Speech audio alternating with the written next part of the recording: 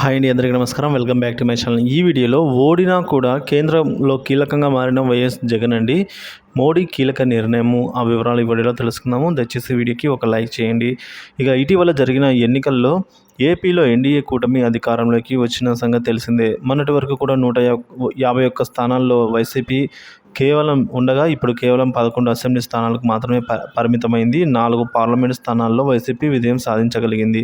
అవేంటంటే Tirupati, Rajampet, Araku, Kadapa parliament స్థానాల్లోనే YCP అభ్యర్థులు విజయం సాధించారు. ఈ వైసీపీ ఈ స్థాయిలో ఘోరంగా ఓడిపోతుందని ఎవరూ ఊహించలేదు. వైసీపీ ఓడిపోవడం, బీజేపీ, టీడీపీ కలిసి ఉండడంతో జగన్ని ఇబ్బంది పెడతారని, గతంలో ఉన్న కేసులను మళ్లీ వెలికి తీస్తారని అంతా భావిస్తూ ఉన్నారు. ముఖ్యంగా ఈ విషయంలో టీడీపీ అధినేత చంద్రబాబు కేంద్ర బీజేపీ పెద్దల ఒత్తిడి తీసుకొచ్చే అవకాశం ఉందని అంతా అంచనా వేస్తూ ఉన్నారు. అయితే ప్రస్తుతానికి ఆ పరిస్థితి కనిపించడం లేదని తెలుస్తోంది. కేంద్రంలో ఎన్డీఏ అరకొర సీట్లతో మాత్రమే అధికారంలోకి రావడమే దీనికి ప్రధాన కారణము.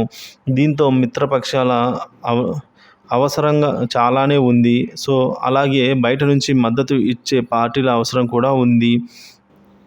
దీంతో ఇతర పార్టీలపై ఆధారపడవలసిన పరిస్థితి ఏర్పడింది. ఇప్పుడు ముఖ్యంగా రాజ్యసభలో ఇతర పార్టీల మద్దతు బీజేపీకి చాలా అవసరము. వైసీపీకి రాజ్యసభలో ఎక్కువ స్థానాలు ఉండటము, టీడీపీ ఒక్క స్థానం కూడా రాజ్యసభలో లేకపోవడమే ఇప్పుడు ఆ పార్టీ అధినేత జగన్కు కలిసి వచ్చేలా కనిపిస్తోంది. వైసీపీకి రాజ్యసభలో 11 మంది సభ్యులు ఉన్నారు. దీంతో కేంద్ర ప్రభుత్వం నుంచి జగన్కు వచ్చిన ముప్పేమీ కనిపించడం లేదు. ఎందుకంటే ఇప్పట్లో రాజ్యసభ పదవులు ఖాళీ అయ్యే పరిస్థితి లేదు.